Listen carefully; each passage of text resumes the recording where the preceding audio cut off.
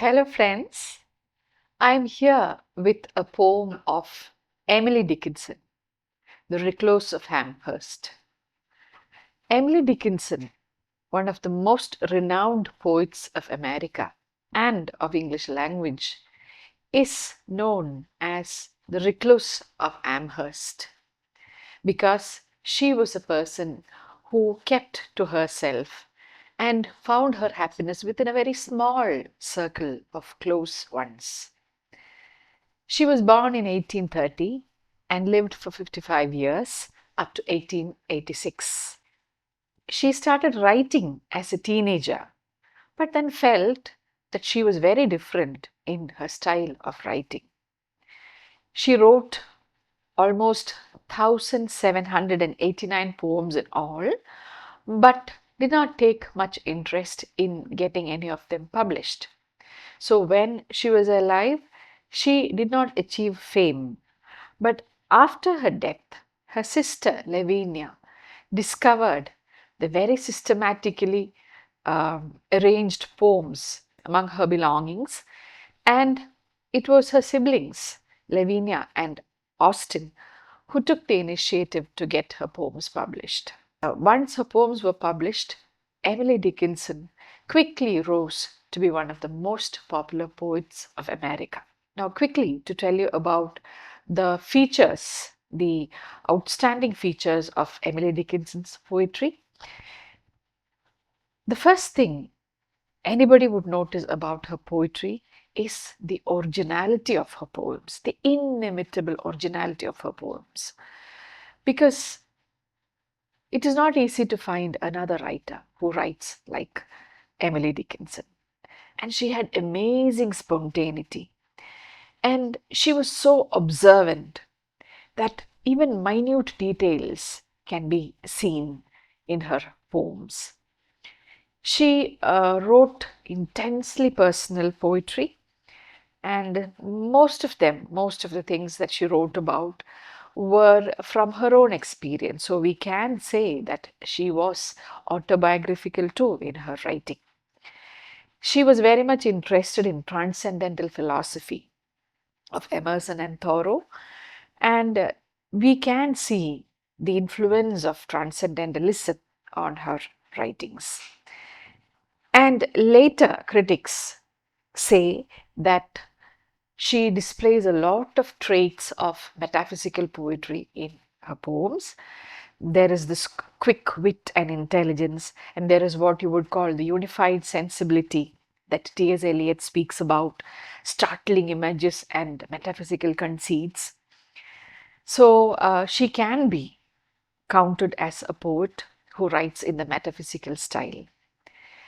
And yet another feature about her poetry is that she is very modern in her sensibility.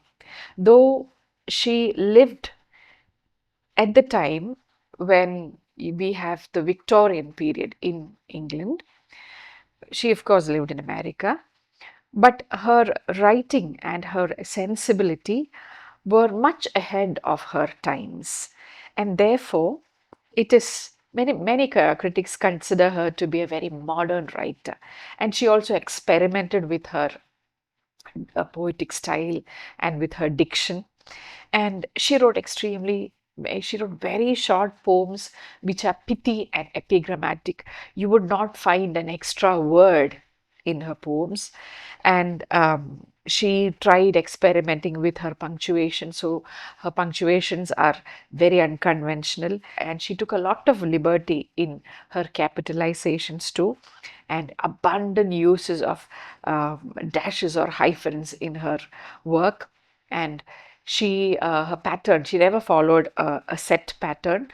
Irregular rhyme and metrical patterns are yet another feature of her poetry.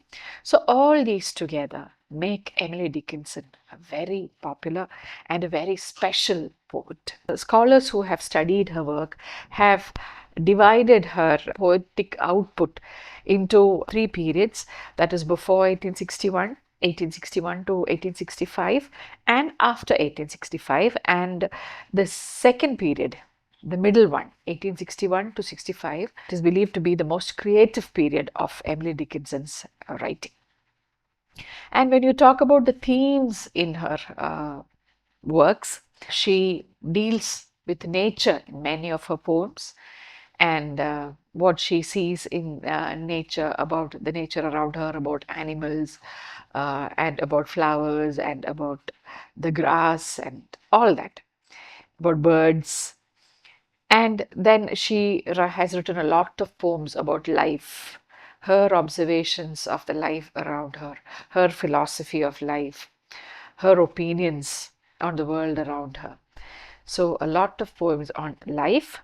And then God is yet another popular theme in many of her works.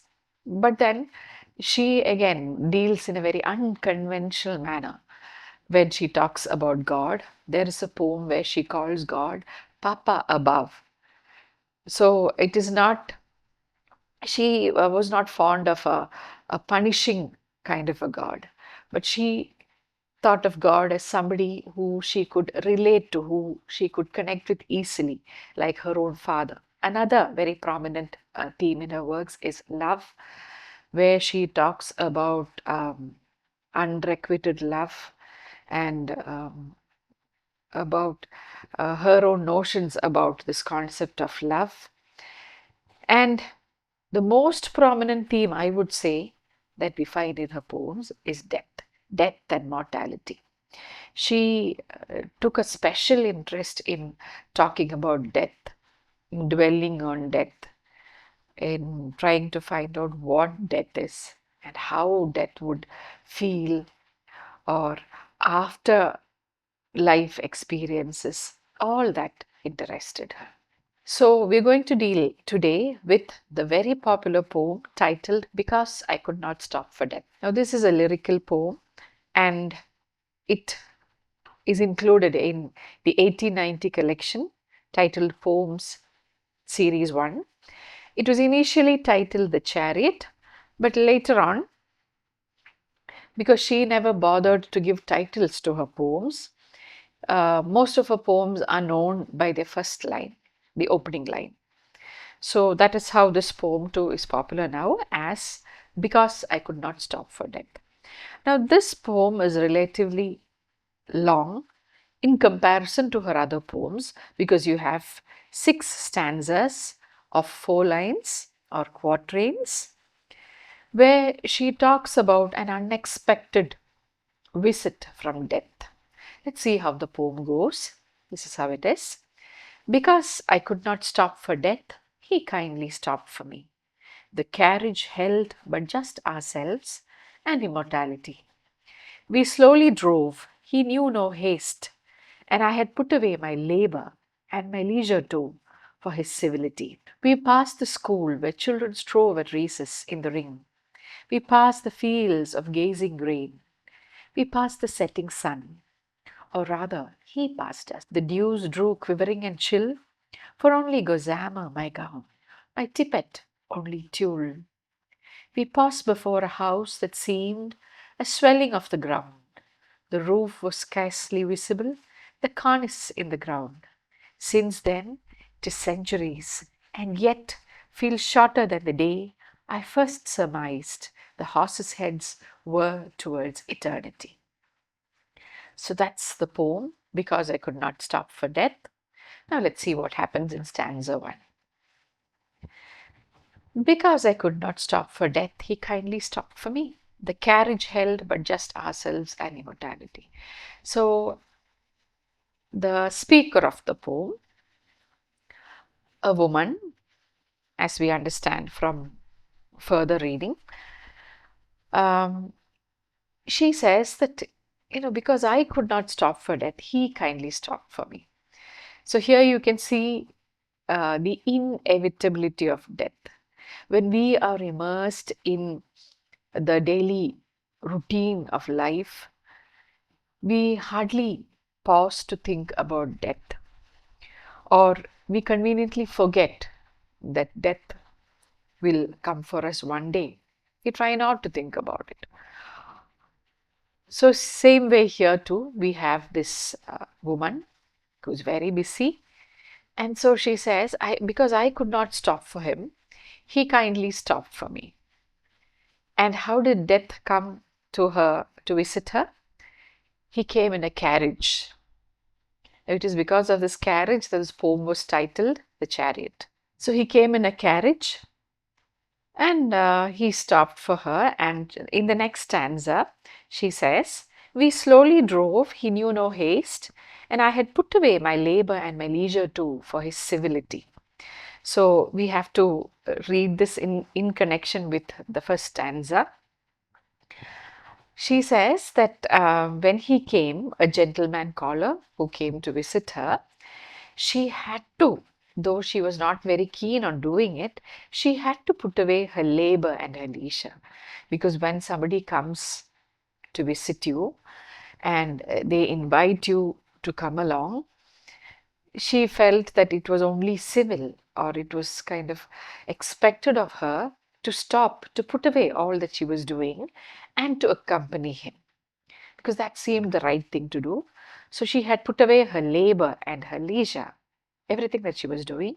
She kept it away for some time and she decided, or she agreed to accompany him. Now, when we read this, we, we get the feeling that the lady thinks that she has a choice, as if she can, as if she can say, or as if she can tell Death, "Oh, please, I'm too busy today. Go back and come again another day." That is the tone in which she says, because he came and just for his civility, I kept away all my work and got into the carriage. So we know, and of course Emily Dickinson too knows, that death doesn't give us a choice, and in many cases death comes unexpected. You are not always warned that death is approaching. It comes totally, it often takes one by surprise. And so that's what happens here too. But the woman tries to, pretend as if she has the choice. And so death kindly stopped for her and she got into the carriage. And she says there was nobody else in the carriage, just this gentleman who came to visit her and immortal, and of course, and she was there. And then there is another person too, immortality. So let's not talk about that now. We'll deal with it later. So death, the lady, and immortality, they slowly drove, and he knew no haste, and I had put away my labor and my leisure too. So he went at a very slow pace. But maybe the lady was impatient inside, though she was not expressing it, because she had put away everything for his civility. She wants to she wants him to finish off whatever he has come for. Maybe she's just taking her for a short ride. So she's hoping that he would make haste and he would go around and then drop her back at home because she has so many things waiting. But he knew no haste, and he behaved as if he was not aware that she had to go back and do so many things. So he took his own sweet time. We passed the school where children strove at recess in the ring. We passed the fields of gazing grain. We passed the setting sun. So then, as they pass, the chariot now, that's another thing I forgot to mention. The chariot or this carriage, it doesn't, travel through the ground or through the road. Instead, it travels through the sky. And so as they pass, she can look down and she can see the various places that they're passing. So first she says, we passed the school where children strove at recess in the ring. So when she looked down, she saw the school and it was recess time. It was break time. And the students were running around in the ground and in the playground, and they were playing at the ring. The ring, I guess, might be the playground, or maybe it is the merry-go-round. So, from her aerial perch in the carriage, she can look down and see the children playing there in the ring. We passed the fields of gazing grain. So then they passed the school and then they traveled over fields of gazing grain because now it is almost afternoon. So there is a kind of a lethargy everywhere, a golden kind of light and a sleepiness. And so the grain as if it's just lying there, not standing up straight. So here gazing grain, the grain which is looking at her and she is looking she is gazing at the grain. And then they pass the setting sun. So you can see the time too. You can see the passage of time too. The recess is somewhere at 11 o'clock, maybe 10:30, 11. That is when you have the short break before the lunch. And then they passed the fields of gazing grain. That is the afternoon towards evening. And then we have the setting sun. So it is evening now. It is dusk. She says, we passed the setting sun, or rather, he passed us. So then she corrects what she said in the previous. We passed the setting sun, and then she says, he passed us, in the sense that the sun seemed to, like, she is kind of confused whether she is actually moving or whether she is static, whether they are stationed in one place. The sun seemed to pass them, and then very soon it was night. The dew began to fall, quivering and chill, and she began to feel the cold because, she says, she was not dressed for the journey. For only gossamer my gown, my tippet only tulle. So she says she was wearing a very thin gown, gossamer. Gossamer is a material as thin as a spider's web, something like a net or a lace. It doesn't keep away the cold.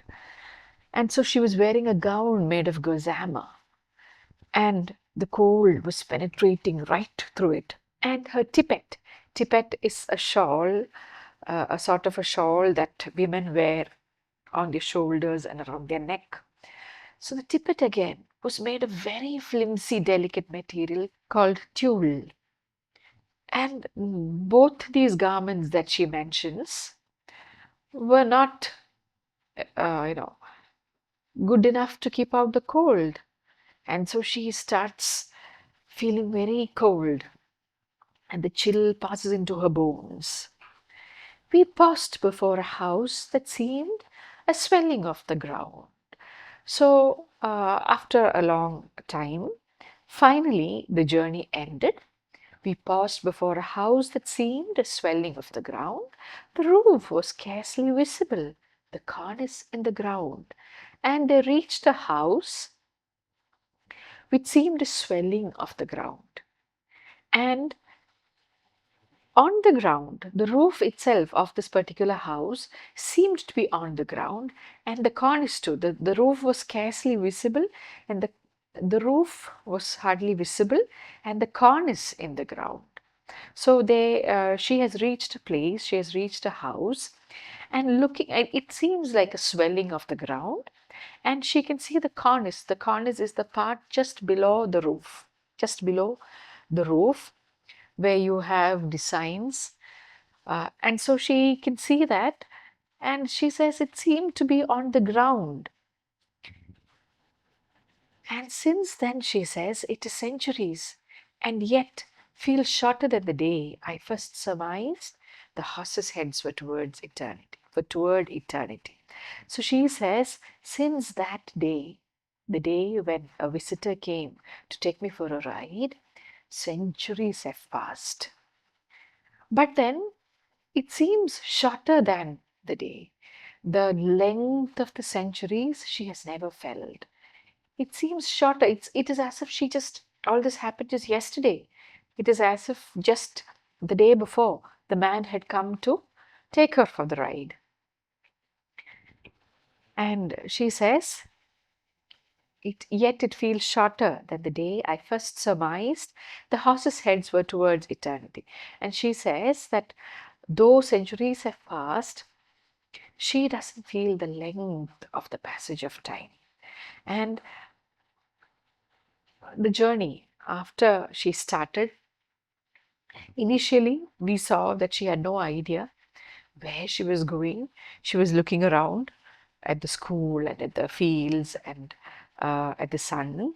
And then at some point, she became aware of the fact that they were moving towards eternity. She noticed that the horse's head, the horses that drew the carriage onward, she noticed, or she finally realized, that the heads of the horses were turned towards eternity. And at that moment, she realized that there is no turning back, that this is an onward journey, and she can never ever go back home. She can never ever go back to resume the work that she had left. You remember, she had suspended all her work in order to be civil to this visitor. Now she realizes that there is no going back. There is no labor, there is no leisure.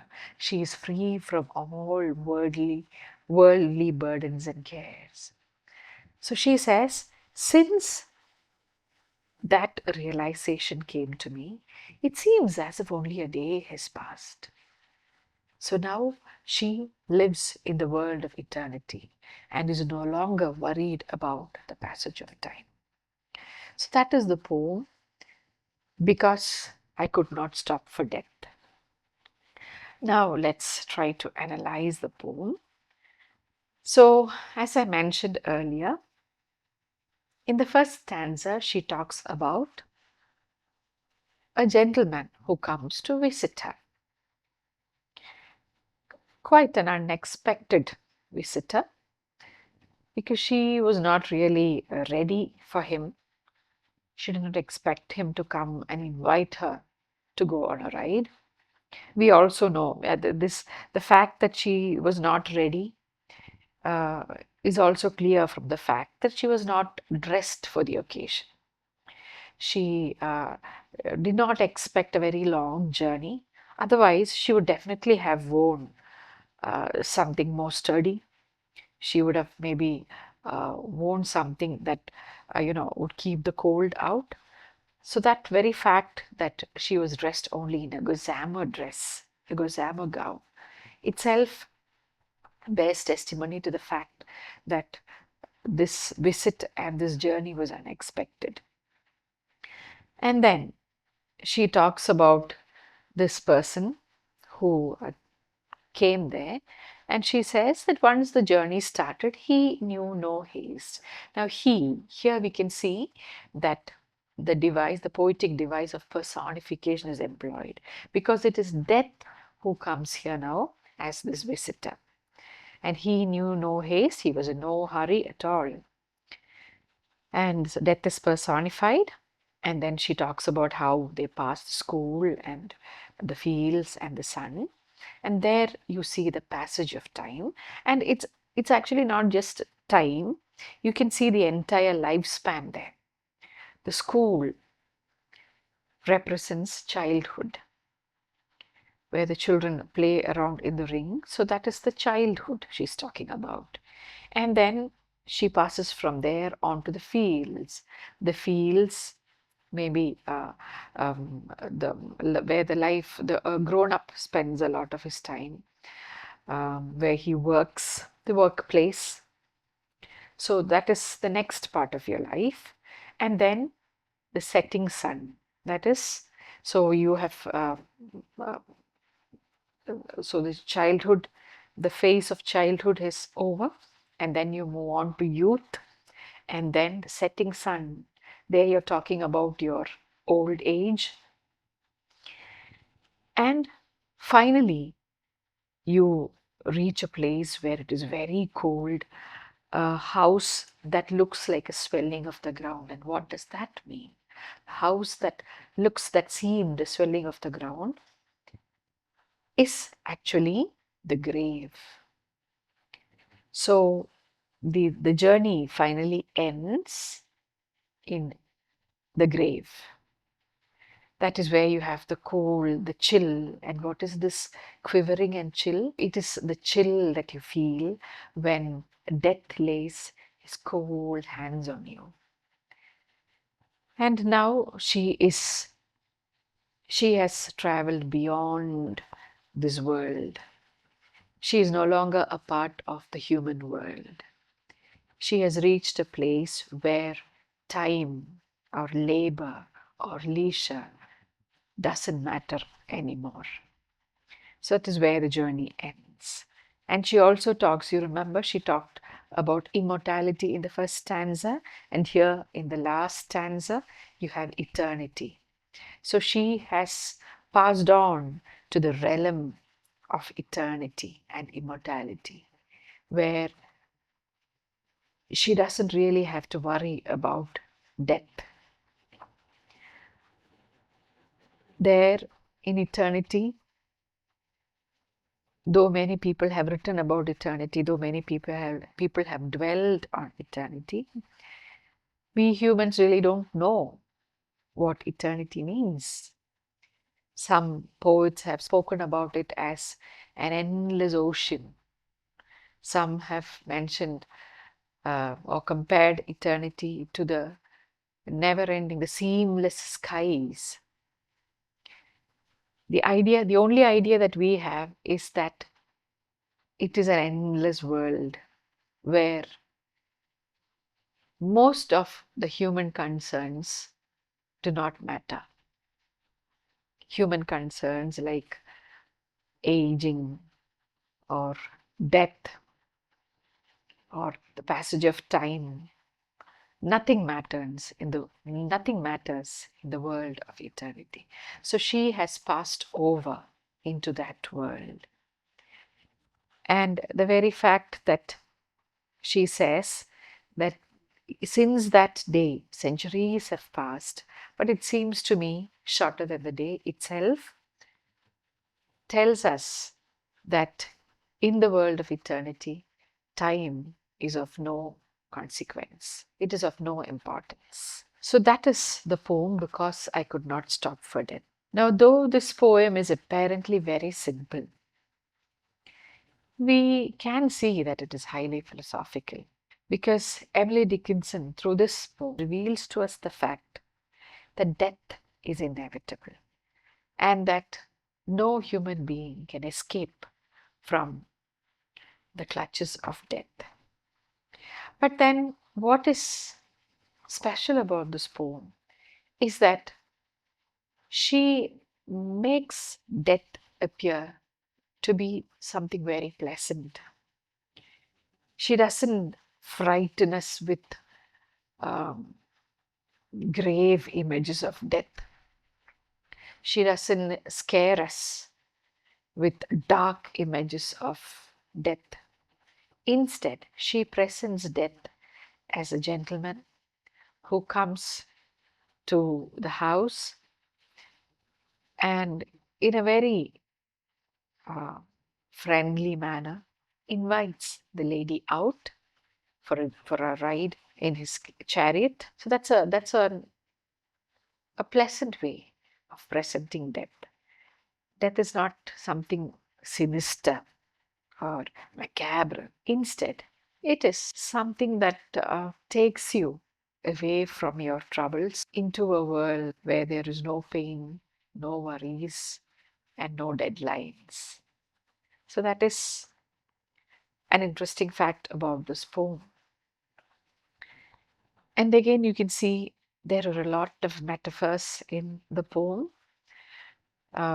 where this passing, the school, the fields, and the setting sun, you can see that they are all metaphors that stand for the various phases of life. The house she finally reaches, that again is a metaphor for a grave, a place where you finally are laid to rest and where you are going to remain forever.